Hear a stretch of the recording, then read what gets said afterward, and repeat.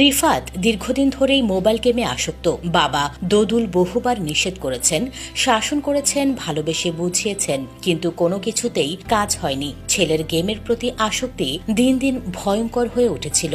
শনিবার বিকেলে রিফাত যখন আবারও মোবাইলে ব্যস্ত ছিল, তখন বাবা ধৈর্য হারিয়ে তার হাত থেকে মোবাইল কেড়ে নেন। এতে রিফাত ক্ষিপ্ত হয়ে ওঠে, কিন্তু তখন কিছু বলেনি। কেউ বুঝতে পারেনি তার ভেতরে ক্রোধের আগুন ধিকি ধিকি জ্বলতে শুরু করেছে, যা রাতের বেলা ভয়ঙ্কর পরিণতি বয়ে আনবে। রাত 8:30।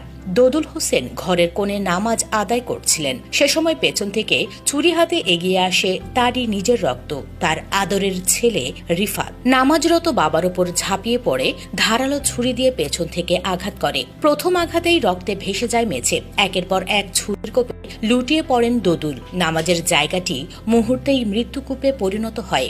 গুরুতর আহত অবস্থায় পরিবারের লোকজন ছুটে আসে, তাকে রক্তাক্ত অবস্থায় উদ্ধার করে সদর হাসপাতালে নিয়ে যায়, কিন্তু চিকিৎসকদের সমস্ত চেষ্টাকে ব্যর্থ করে দিয়ে মাত্র 1 ঘন্টার মধ্যেই রাত 9:30টায় শেষ নিঃশ্বাস ত্যাগ করেন দোদুল হোসেন।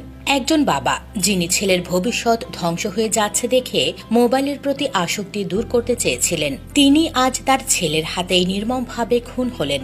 মোবাইল গেম যে কতটা ভয়ঙ্কর আসক্তি হয়ে উঠতে পারে তা এই হৃদয় বিদারক ঘটনায় প্রমাণ করে। বাবা হয়তো ভাবতেও পারেননি যে তারই নিজের হাতে বড় করা সন্তান একদিন তাকে এমন নৃশংসভাবে হত্যা করবে। পুলিশ জানিয়েছে, ঘটনার পরপর অভিযুক্ত রিফাতকে আটক করা হয়েছে।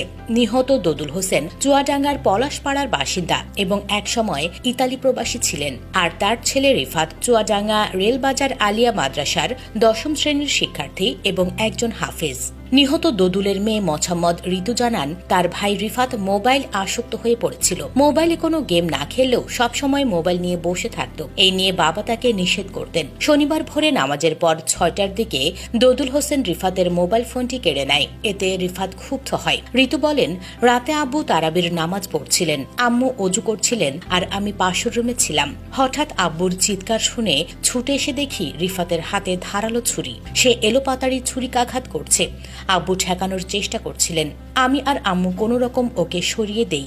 এ সময় সে হাতে থাকা ছুরিটি মেঝের ওপর ছুঁড়ে ফেলে দেয়। ততক্ষণে চিৎকারে পাড়ার লোকজন বাড়িতে ছুটে আসে এবং আব্বুকে হাসপাতালে নিয়ে যায়, কিন্তু কিছুক্ষণ পরই তিনি মারা যান। নিহত দোদুলের বন্ধু ইন্তাজ আলী বলেন, দোদুল আমাদের পাড়ার সবার সঙ্গে ভালো ব্যবহার করতেন। তার ছেলেও ভালো ও ভদ্র ছিল। সে একজন হাফেজও, মাদ্রাসায় লেখাপড়া করে, কিন্তু রিফাত যে এমন কাণ্ড ঘটাবে তা অকল্পনীয়। ছেলের হাতে বন্ধুকে খুন হতে হবে তা কখনো ভাবতেও পারেনি। এই মর্মান্তিক হত্যাকাণ্ড আমাদের চোখে আঙুল দিয়ে দেখিয়ে দেয় কিভাবে প্রযুক্তির অপব্যবহার একটি সন্তানকে